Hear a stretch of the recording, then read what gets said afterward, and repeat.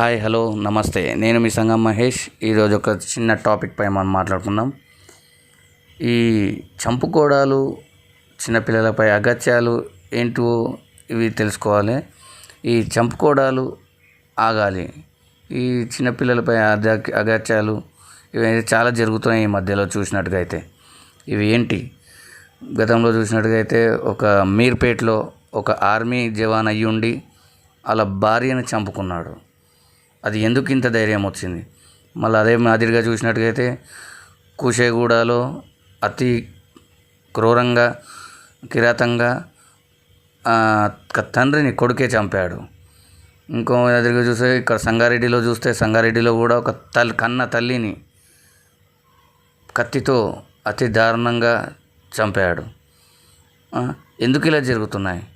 ఈ మధ్యలో చూసినట్టుగా అయితే ఇదే మాదిరిగా ఇక్కడ మన చూసినట్టుగా అయితే మన చిన్నపిల్లలపై అగత్యాలపై చూస్తే అవి ఒక అలాగే ఉన్నాయి దారుణాలు.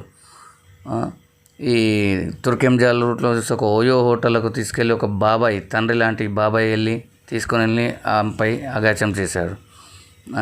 ఇలాగే చిన్నపిల్లలపై మర్డర్లు ఇవన్నీ జరుగుతూ ఉంటే సమాజం బాగుపడుతుందా?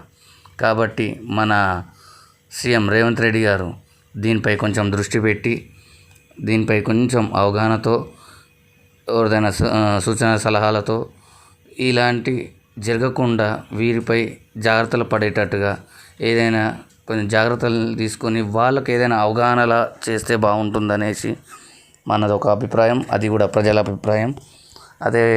అదే మాదిరిగా ఇలాంటి జరగకుండా ఉండాలంటే ఒక అవగాహన సదస్సు పిల్లల శిక్షణార్థంగా చేయాలి.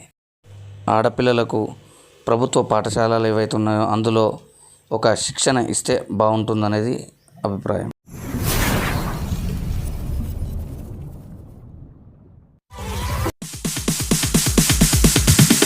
Sorry, it's DJ.